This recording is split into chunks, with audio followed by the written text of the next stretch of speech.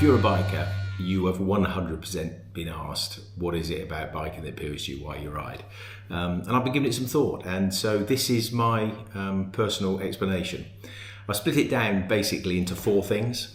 So in ascending order of importance, I'd start off with the following. So number one, it's a great opportunity to faff. And I think faffing is a hugely underrated and undervalued pastime. So at any time I can go outside, open a garage, walk in, and then I can have a proper faff. So I can adjust my mirrors, I can give it a bit of a clean, I can move my phone mount an inch to the left, I can put my sat nav on, off, I can move that an inch to the right, I can check my oil. There's 100 opportunities to faff. And I can easily spend half an hour faffing, achieving absolutely nothing, but it's great fun. The second thing, so number two, I think it's the whole social side. I'm fortunate, I've got friends who ride bikes as well, and you know, I'm a middle-aged bloke. I'm not going shopping with a mate anytime soon. I'm not going for a coffee with a mate anytime soon. I'm not really going to go for a drink with this one bloke soon. It's just not what we do. Maybe that's something we should do, but that's another whole other video.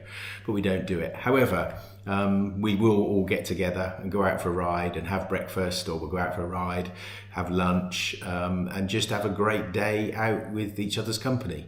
And you know, often over breakfast or lunch, you know, we get into some really deep conversations and talk about our feelings, and we really don't. But what we do is we sit there in the pub or in the cafe or the restaurant, talk about bikes, talk about sport, talk about all those good things, make each other laugh. So it's a really good social outlet, and it's something that I think is hugely enjoyable.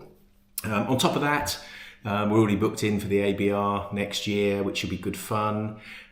We have a couple of trips away, and it's almost a way that we can go and socialise, but without the intensity of, right, let's sit down and have a serious conversation about something. So the social side, absolute cracker, love that.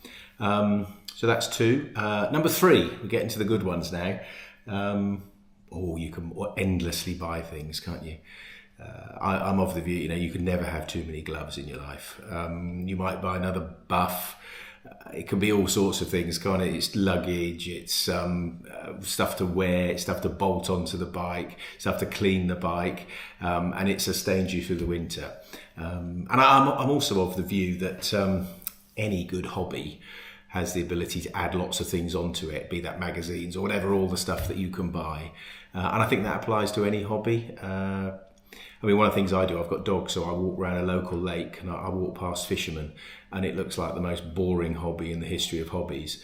And you look at them and you think, you're definitely thinking dark thoughts. And there is recent research out that says that fishermen are 4 times more likely to murder, particularly murder a partner. But then you look in their little box and you see all those little things they've purchased, like little magpies over the winter, you know, that little fly or that little hook, or those, you know, something fresh to keep their maggots in. And I kind of get it. Not for me, but I kind of get it. All good hobbies need the ability to go and buy things, and biking is absolutely no exception. There's an endless source of things to waste your money on. So that's number three. But the top reason for me, in all seriousness, is how it makes me feel. Now, when you tell someone that, obviously the next question is, how does it make you feel then? And it's a really difficult one to explain, and you can come up with lots of trite explanations. But the best analogy I've found is when anybody asks me that, I always say to them, cast your mind back when you passed your driver's test to drive a car. You were most probably in your late teens, early 20s, whatever. And you passed your test, and then most probably the next day, possibly that night, you took the keys, either your keys or your parents' keys or whatever, and you went outside and you got in the car, and at that moment you just had an overwhelming sense of freedom. That thought that you could literally go anywhere.